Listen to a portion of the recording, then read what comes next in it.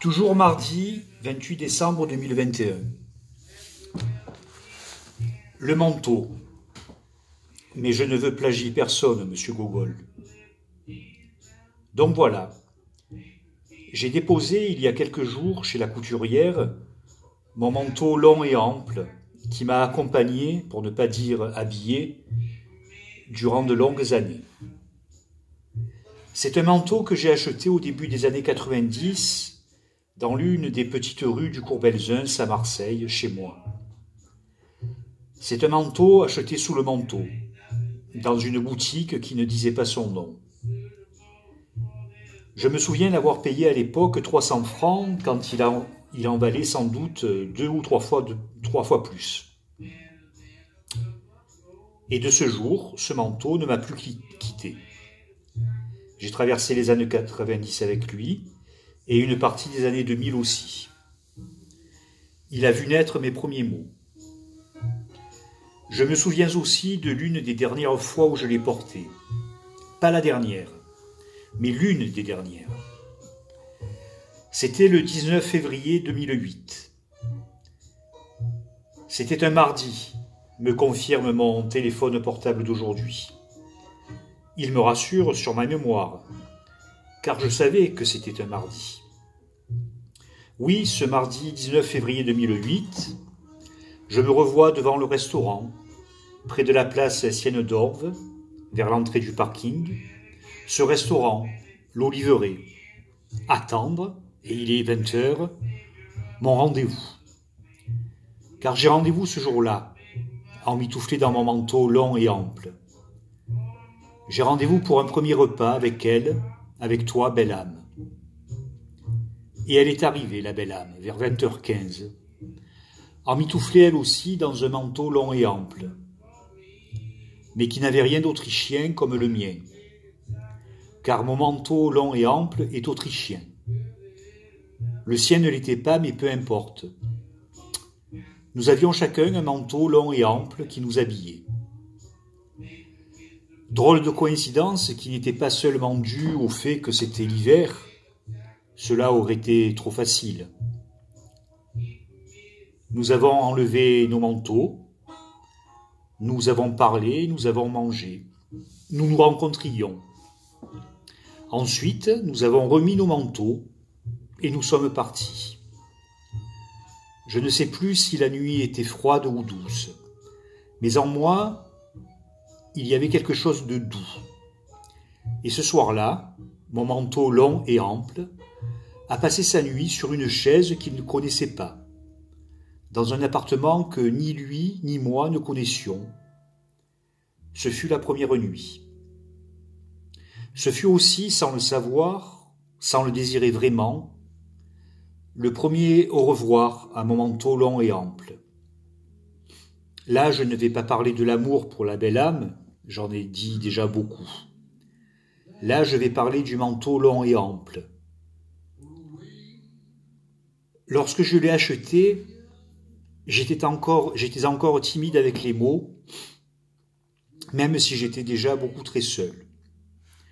Et j'ai déambulé dans Marseille, dans Paris, carnets et stylos dans la poche du manteau long et ample. C'est lui qui a enfanté de mes tout premiers mots. Compagnon, costume, refuge. Puis il y a eu cette nuit du 19 février 2008. Déjà plus de 15 ans que le manteau long et ample m'accompagnait. Imaginez, car il n'est que manteau, comment il devait déjà commencer à fatiguer. Doublure fragilisée, poche intérieure déchirée à force de trop de petits carnets d'intimité portés, 11 à l'époque. Il fatiguait le manteau. Et moi, j'entrais dans une nouvelle vie. Lentement, j'entrais dans une nouvelle vie. Cette nouvelle vie, c'était croire me débarrasser des vieilles peaux. Quel outrage je lui ai fait ce jour-là en pensant cela. Je vis à Marseille, et, comme partout ailleurs, après le mois de février, arrive le mois de mars. c'est-à-dire le printemps. Et à Marseille, au printemps, nous n'avons plus besoin de manteau. Alors je l'ai pendu, mon manteau long et ample. Je l'ai pendu sur le cintre d'une vie qui était ou se voulait une nouvelle peau. Je sais que par la suite je l'ai remis quelquefois, mais pas tant que cela, et si peu. Car il était fatigué, et moi j'étais dans une nouvelle vie. Une nouvelle vie qui m'avait rencontré, affublé de ce manteau que désormais je ne portais plus. Je me suis débarrassé de lui, le manteau long et ample, quand peut-être ma nouvelle vie, la belle âme, aurait peut-être souhaité qu'il reste encore un peu. Peut-être qu'en pendant ce manteau sur le cintre, j'abandonnais sans m'en rendre compte quelque chose de moi que ma nouvelle vie aurait peut-être souhaité apprendre à vivre à mes côtés. Je ne le saurais sans doute jamais. Une chose est certaine, il est arrivé un moment où ce manteau, mon manteau long et ample, je ne l'ai plus mis. Il a dormi dans de multiples placards.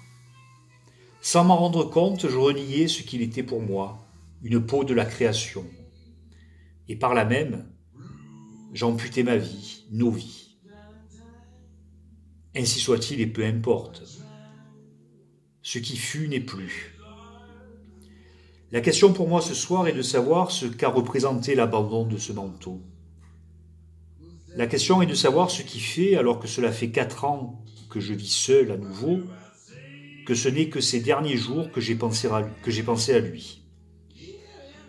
La question est de savoir quelle est cette énergie, cette pulsion qui m'a fait aller chez la couturière alors que j'aurais pu le faire bien des années plus tôt.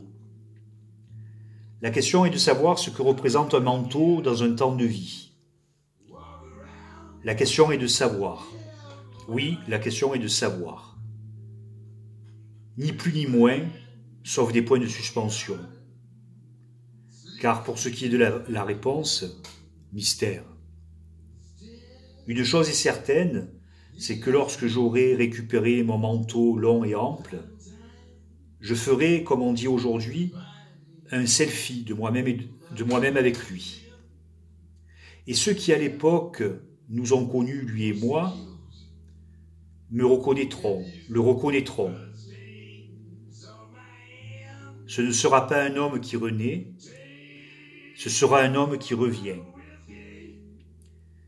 Et de la belle âme à chacun d'entre vous, vous comprendrez que je ne suis pas tout à fait fini, que je n'ai pas échoué dans mon manteau long et ample.